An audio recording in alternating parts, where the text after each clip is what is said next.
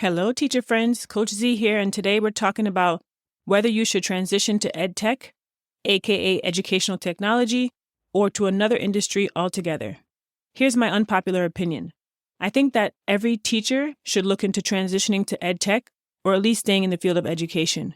And I'll tell you why in today's episode. Stay tuned.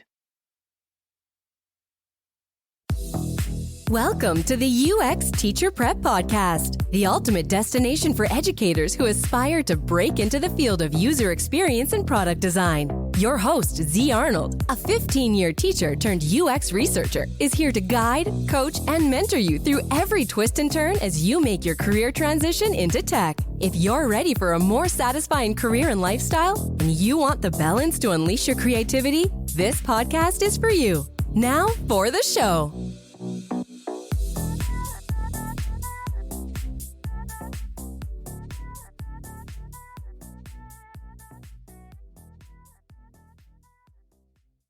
So today's episode is going to be short and sweet because I really want to address this question that I keep getting from transitioning teachers about whether they should transition into EdTech or not. Post-pandemic, a lot of teachers who left the classroom naturally gravitated towards careers in EdTech because it just made sense. Think about it. At the height of the pandemic, we were pushed into remote teaching and learning, and even teachers who weren't tech inclined had to learn fast. I remember there was a lot of debate on LinkedIn and other platforms about whether EdTech was the right move.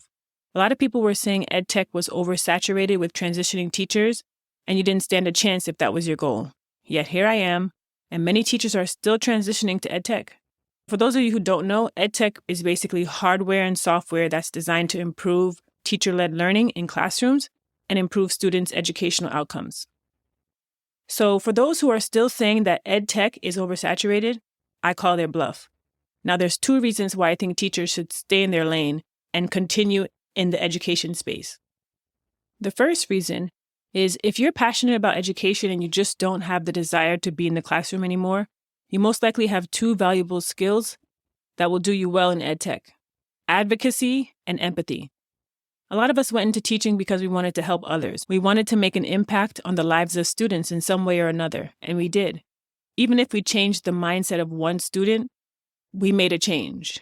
We didn't sign up for the money or the summers off, contrary to popular belief. What pulls at our heartstrings and keeps us undecided about leaving are the moments we have with the students that make us smile, like seeing your students laugh with each other when they actually realize that biting your thumb at someone is equivalent to giving them the finger in Romeo and Juliet, or when they jump up because they got the slope-intercept versus point-slope question right on the Kahoot practice quiz. What about when a student looks up to you as a mentor and you're the only teacher who can stop them from going buck wild in the cafeteria? These are the moments that help teachers build empathy for students and learn to advocate for them. We advocate for our students to have access to the same texts that students in higher performing schools have access to, but we modify the text to make it accessible for our student population. We understand that some of our students are coming to school from shelters, so we give them that extra day to complete an assignment because they were up all night guarding their belongings the night before. That empathy and that advocacy is what makes teachers stand apart from those who've never stepped foot in the classroom. So I tell teachers, go ahead and apply for that EdTech role because you've been there and there are people working in EdTech right now who have never stepped foot in the classroom. And those companies would love your contextual insight about what happens behind the classroom doors. Why? Because all those environmental factors impact how students and teachers interact with products in the classroom.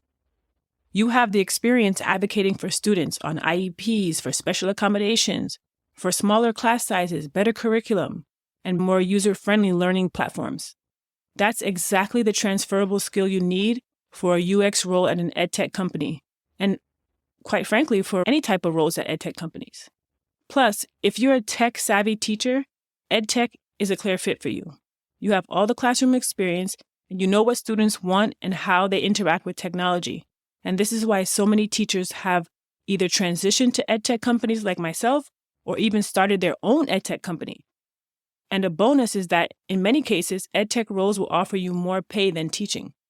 I've never met a teacher who didn't want or deserve more pay. Now, I know not all teachers are tech savvy, even in 2024, but if tech is not your thing, you can lean into non-tech educational roles because education is your specialty. That's your wheelhouse. When it comes to education, you are the subject matter expert. I can't stress this enough. Leverage the skills you possess to land your new role. It's all about transferable skills and transferable knowledge. Some non-tech roles in education would be educational sales rep, educational consultant, curriculum developer, training and development manager, and the list goes on. I want to close by saying that if you're absolutely tired of education, the bureaucracy, and all the stress that comes with it, I understand. If you feel like you want to completely remove yourself from the field of education, then yes, it's worth exploring other industries outside of education.